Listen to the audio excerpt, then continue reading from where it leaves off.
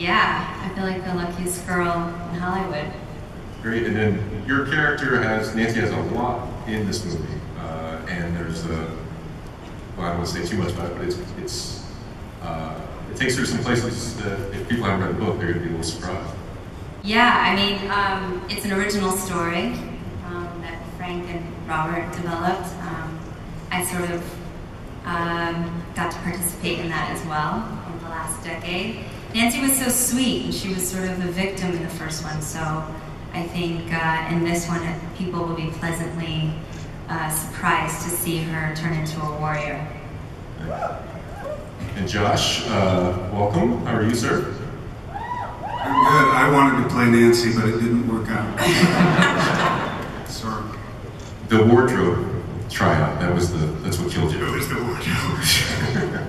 And then Rosario, as far as the sense of place in Sin City and the districts within it, it's a real geography, a landscape, and it makes the characters even more iconic, archetypal than they are in a way. I mean, you have these neighborhoods that are segmented and people who are kind of cut off from each other, and it's amazing when you can kind of go through and you're like, okay, so here you're in the projects, here you're in Sin City, here you're this. And it kind of helps you to see what type of people gravitate towards one place or the other. And things always happen when you get a little lost, when you get off the beaten path and you go someplace different.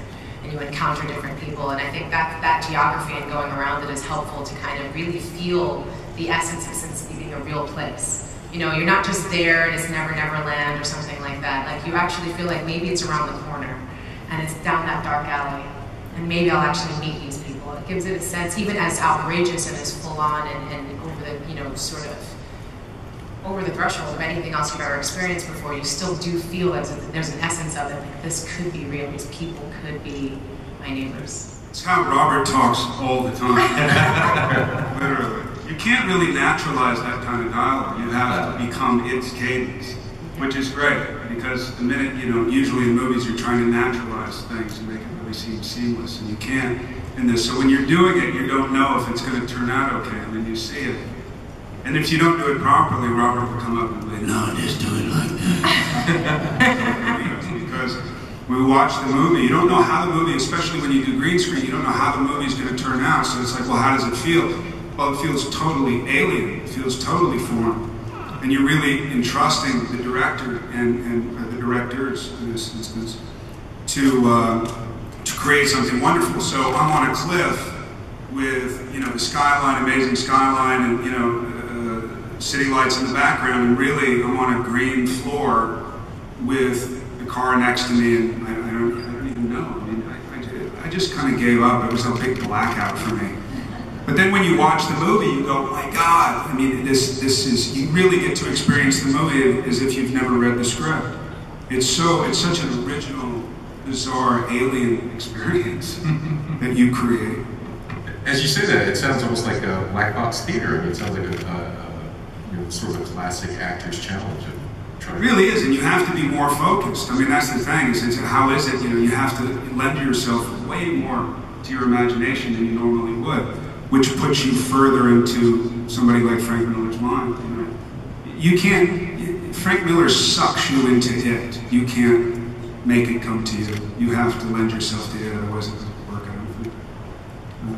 Frank, do you feel more protective of them than, say, Bruce Wayne? I feel very protective about every character I've worked on, but creating characters out of whole cloth is a whole different experience.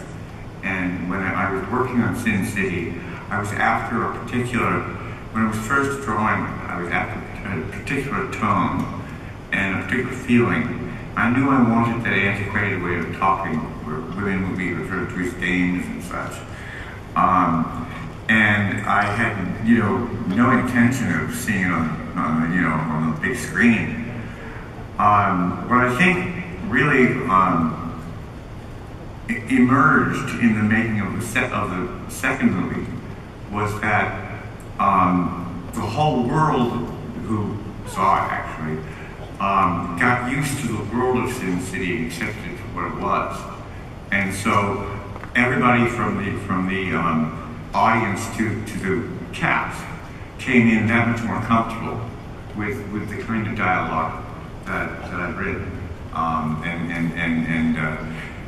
So when Jessica showed up, she was already, I went over to say hi to her, and she barely said hello to me because she was already in character, ready to do a graveyard scene.